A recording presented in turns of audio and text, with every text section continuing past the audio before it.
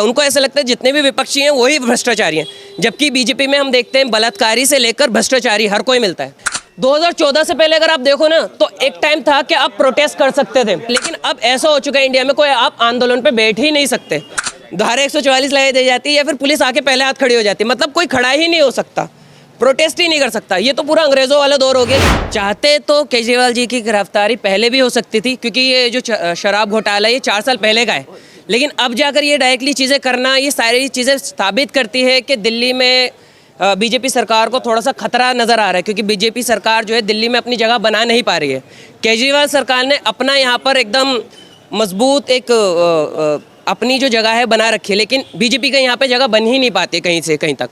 और ये भी देख सकते हैं कि जो एक तरह से प्रमोशन होता है ना इलेक्शन से रिलेटेड कैंपेन वगैरह करना, तो उस चीज़ को भी रोकना चाह रहा है। अभी हाल फिलहाल में मैं कल परसों न्यूज़ देख रहा था, आतिशी जी और जो दूसरे भी लोग हैं और साथ साथ में जो केजरीवाल जी का दफ्तर है उसको भी अभी बंद कर दिया गया है, ऐसा भी कुछ मैंने देखा था हाल फिलहाल में।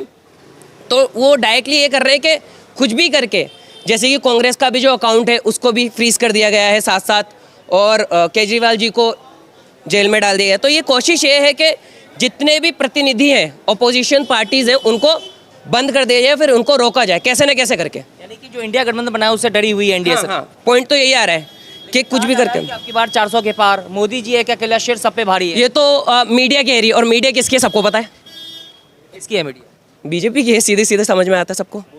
गोदी मीडिया है, क्योंकि जो बस अभी यूट्यूब पर है ना, जो लोग देख रहे हैं यूट्यूब के थ्रू, सिर्फ वही चल रही है मीडिया, जो एक्चुअल वाली मीडिया है। बाकी आप ये देख सकते हैं कि जितनी भी मेन स्ट्रीम मीडिया है वो पूरी की पूरी बिक चुकी है, चाहे वो आज तक हो, चाहे वो जी न्यूज़ हो या फिर कुछ भी हो। लास्ट टाइम मैंने ये देखा था कि जो एनडीटीवी है, जब तक रवीश कुमार जी थे तब तक तो सब चीज़ ठीक थी। जैसे ही रवीश कुमार जी ने छोड़ा, क्योंकि अडानी ने मेरे ख्याल से वो भी खरीद लिया था एनडीटीवी वगैरह, ऐसा कुछ सुना था मैंने, उसके बाद तो एनडीटीवी का भी गुड़ गोबर हो चुका है। तो देखा जाए तो मेन स्ट्रीम मीडिया कोई बचा नहीं है, यूट्यूब पे ही कुछ चैनल्स हैं, वही चीज़ें बेटर हो रही हैं। या तो हम देखते हैं कि अभी हाल फिलहाल में हमने ये देखा था इलेक्ट्रल बॉन्ड के ऊपर काफ़ी सारी चीज़ें निकल कर आई हैं कि बहुत सारी चीज़ें ऐसे हैं जो भी घोटाले हो रहे हैं। और ये देखा जाता है कि अभी देखने में आ रहा है कि पॉइंट जो एक मेन उठता है, घपले और घोटाले जो हैं बीजेपी की सरकार में भी बहुत है, लेकिन पकड़ा जा रहा है केजरीवाल, कांग्रेस, इन लोगों को ही पकड़ा जा रहा है। मैं कहता हूं कि बीजेपी की सरकार से रिलेटेड कोई घोटाला अभी तक क्यों नहीं करा जाता या फिर उनसे रिलेटेड क्यों नहीं करा जाता। लेकिन आपका सवाल ये है कि जितने भ्रष्टाचारी हैं वो विपक्षी दलों में ही है। हाँ, उनको ऐसा लगता है जितने भी विपक्षी हैं वही भ्रष्टाचारी हैं, जबकि बीजेपी में हम देखते हैं बलात्कारी से लेकर भ्रष्टाचारी हर कोई मिलता है।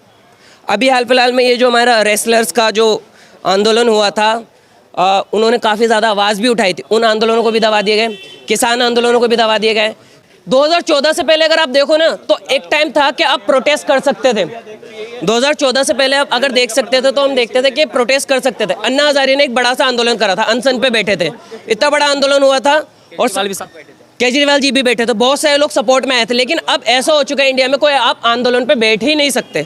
जहाँ पे भी आपने सोचा कि आंदोलन करोगे, प्रोटेस्ट करोगे, वहाँ पर पहले हाथ पुलिस आके खड़ी हो जाती है, धारा 144 लगाई दी जाती है या फिर पुलिस आके पहले हाथ खड़ी हो जाती है, मतलब कोई खड़ा ही नहीं हो सकता, प्रोटेस्ट ही नहीं कर सकता। ये तो पूरा अंग्रेज़ों वाला दौर हो गया कि मेरे को याद है जब जलियांवाला बाग हत्याकांड हुआ था, ऐसे भी चीज़ें हुई थी कि वहाँ पर अगर आप भी एक बंदा भी खड़ा नज़र आ गया ना तो सीधे आपको गोली मारने का आदेश दे दिया जाता था। नेता राहुल गांधी कहते हैं कि डरा हुआ तानाशाह जो है मृत लोकतंत्र बनाना चाहता है। हाँ, तो क्या इनके बातों से आप सहमत हैं? बेशक मैं सहमत हूँ, क्योंकि ये दिखता है कि आप जितना डराओगे ना लोगों को, जितना ज़्यादा डराओगे उतना ज़्यादा चीज़ें जो हैं आप कंट्रोल में करने की कोशिश करते हो, लेकिन जितना आप डराते हो ना लोगों को उतने ही ज़्यादा लोग निकल कर आते हैं। एट द एंड इसका नुकसान पड़ेगा, बीजेपी सरकार को इसका नुकसान भुगतना कैसे पड़ेगा?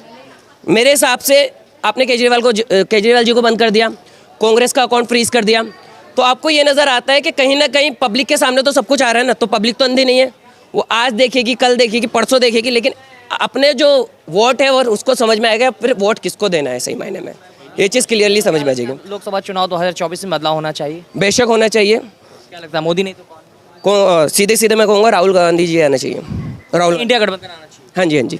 लेकिन पहले से दावा किया जा रहा है आपकी बार 400 के पार। ये दावा तो मीडिया कर रही है ना, गोदी मीडिया कर रही है, और गोदी मीडिया एक तरफा है।